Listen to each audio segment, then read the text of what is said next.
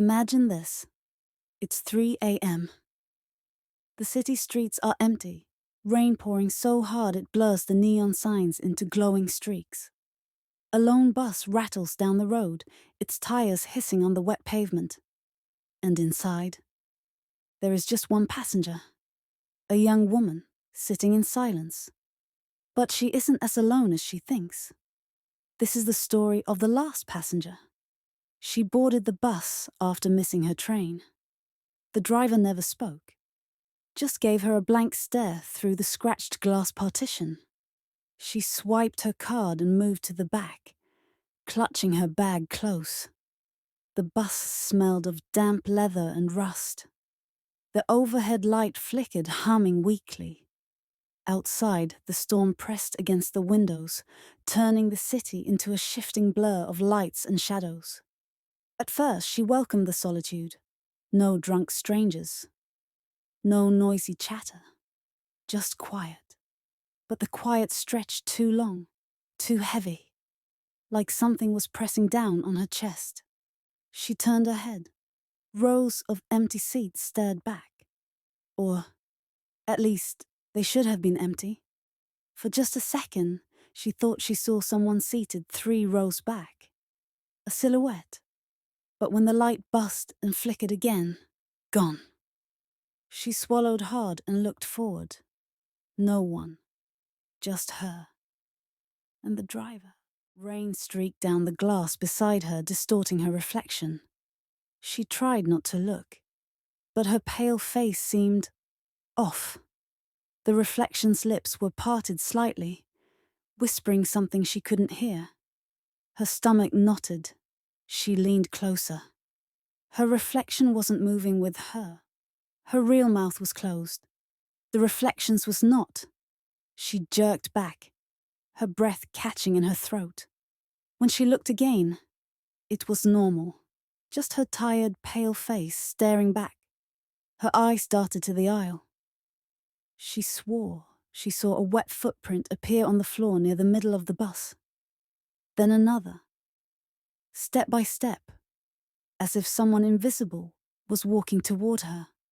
She pressed against the window, heart pounding. But when the light flickered once more, the footprints were gone. The driver didn't notice, didn't even glance up. The bus rattled over a pothole. She held the seat in front of her, trying to steady her shaking hands. That's when she heard it. A breath. Behind her ear. Warm. Wet. Close. She spun around. The row behind her was empty. She scrambled to her feet and stumbled forward. "Excuse me," she called out to the driver.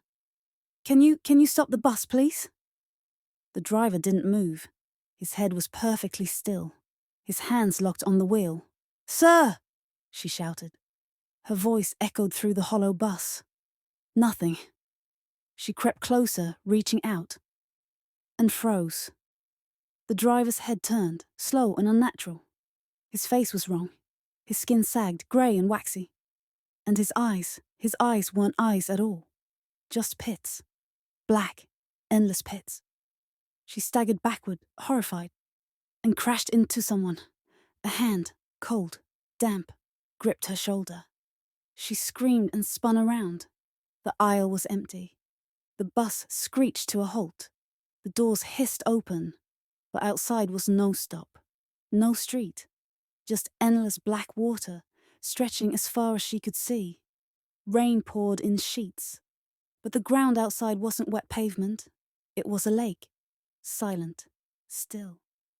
Her reflection in the window was grinning now, grinning wide, too wide. She turned away, trembling. The seats behind her were no longer empty. Every row was filled. Figures sat in silence, faces pale, dripping wet, eyes locked on her. Their heads all turned in unison, as though some invisible string had pulled them. Her chest seized. She bolted toward the open doors. But the driver was standing in the aisle now, his eyeless face inches from hers. "This is your stop," he rasped. She screamed, stumbling backward, and the passengers rose from their seats, dozens of them, wet hands reaching, voices whispering. She fell scrambling as they closed in around her.